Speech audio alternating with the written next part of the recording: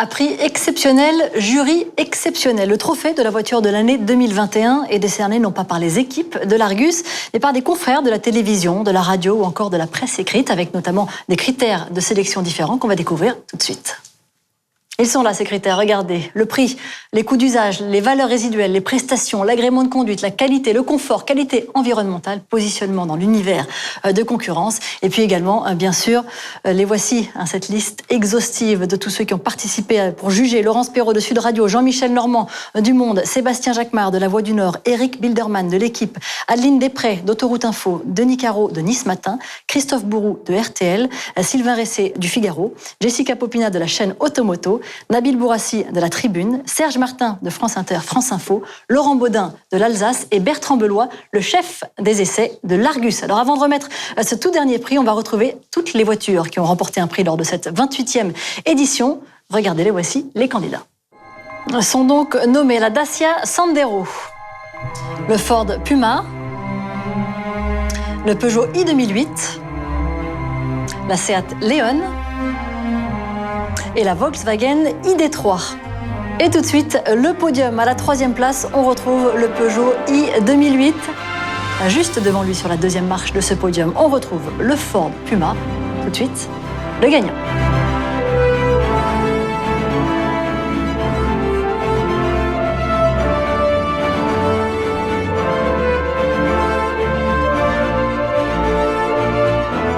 Et sur la première marche de ce podium, la voiture, l'Argus de l'année, et donc vous l'avez vu, la Dacia Sandero. Et pour fêter ça, eh bien, nous avons le plaisir d'accueillir sur notre plateau Denis Levaux. Bonjour Denis. Bonjour. Olivier Flavier nous a rejoint aussi pour conclure cette cérémonie. Félicitations, bravo, vous avez votre prix juste à côté, si vous voulez peut-être le... Voilà. Merci. Nous sommes très fiers. La gloire Merci. De la marque Dacia, bravo, félicitations en tout cas. Superbe prix. Je vous laisse le reposer parce que je crois qu'ils sont un peu lourds. Merci Margot, on l'aime beaucoup, mais je vais le reposer. Oui, d'accord. Alors, tout juste commercialisé et déjà récompensé, cette Dacia Sandero. Dacia est la marque la plus vendue auprès des particuliers. Quel est l'accueil réservé à cette nouvelle Sandero ?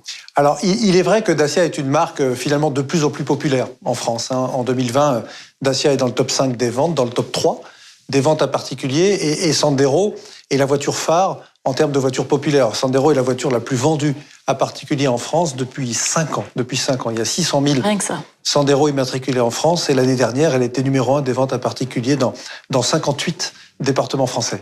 Alors, évidemment, la nouvelle Sandero a d'abord été très très bien accueillie par la presse spécialisée. Ce prix dont on est si fier en est évidemment la preuve aujourd'hui. Et puis maintenant, c'est le public qui la découvre. On a lancé il y a 15 jours des opérations portes ouvertes avec le réseau Dacia en France, et on a eu les résultats commerciaux les meilleurs de toute l'histoire de Dacia, de toute l'histoire.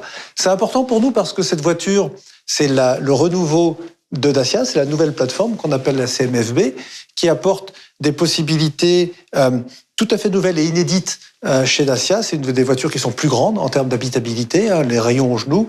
C'est des voitures qui sont en qualité perçue bien meilleures que les Dacia d'ancienne génération. Et puis c'est aussi beaucoup d'équipements.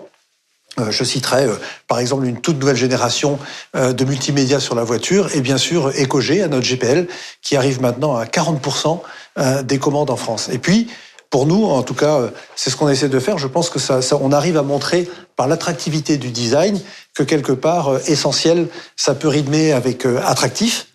Et on le voit aujourd'hui dans l'accueil de la voiture qui attire certes nos clients, mais aussi beaucoup de clients en conquête. Voilà pourquoi elle a été récompensée, Olivier. Déjà, Denis, félicitations. Merci. Pour ce prix voiture de l'Argus 2021. Et j'ai deux questions pour vous.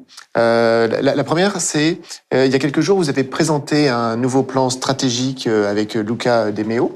Et donc, j'aimerais bien connaître vos objectifs, en synthèse, évidemment. Et puis aussi, savoir si vous allez faire évoluer le positionnement de votre marque Dacia. Alors, nos objectifs, ils sont simples. Nous sommes dans le top 3, dans le top 1, suivant les segments, suivant les marchés, dans les ventes à particuliers. Et c'est ça que nous allons continuer de faire. Alors maintenant, sur le positionnement de la marque Dacia, il ne va pas changer. Dacia reste Dacia. Il faut bien comprendre ce qu'est Dacia. Dacia, c'est en fait la recherche du meilleur compromis entre le contenu et le prix.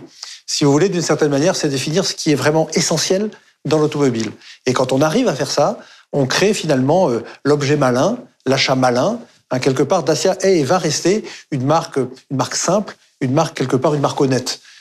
Alors on va continuer à faire ça. C'est-à-dire cette année, dans quelques semaines maintenant, au mois de mars, le 20 mars, le jour du printemps, on va lancer la Spring qui va apporter la mobilité électrique pour tous la plus accessible en Europe, on en est très fiers. Et puis on va continuer ce chemin de la marque Dacia, notamment en continuant de travailler sur le design. Vous avez vu le concept car Bigster, vous voyez ce qu'on va aller chercher dans une marque différente, une marque plus cool, une marque peut-être plus orientée vers la outdoor, et on va transformer d'ailleurs la recette qu'on sait si bien faire sur le segment des voitures B sur le segment C. Très bien. Là, c'est très clair. J'ai une dernière question qui est en relation avec l'Argus et nos cotes. On remarque que sur Dacia, la marque Dacia et les voitures de cette marque ont une dépréciation très faible dans le temps en occasion. Et est-ce que vous avez une explication par rapport à ça? Oui, c'est quelque chose qu'on connaît bien. C'est probablement une particularité qui est la nôtre. Ça, c'est que d'abord, on vend des voitures à particuliers. C'est notre métier. 85% de nos ventes, c'est des voitures à particuliers. Les particuliers gardent leur voiture jusqu'à 8 ans. En même temps, on a des voitures essentielles en termes de contenu, donc on n'a pas de la valeur dans la voiture qui va perdre de sa valeur au cours du temps parce qu'on reste sur les essentiels. La somme des deux fait que d'une part, il y a peu de voitures d'occasion, et les gens du Beaucamp et les gens de l'Argus le savent très bien, on en a peu, elles tournent beaucoup plus vite dans les réseaux, et du coup, nos valeurs résiduelles sont entre 10 et 15 points supérieures à celles de la concurrence. Merci Denis, c'est très clair, et puis encore une fois, félicitations. Merci. Ah oui, bravo Denis, le trophée Merci. des trophées, bravo à la marque Dacia. Voilà, vous pouvez le ressoulever. Effectivement, merci beaucoup, merci à tous, merci à vous aussi Olivier, merci à toutes les équipes de l'Argus, tous les constructeurs, tous les distributeurs, et vous qui nous avez regardés aujourd'hui, merci de votre présence en distancié, merci d'avoir été avec nous, et à très bientôt, Champagne.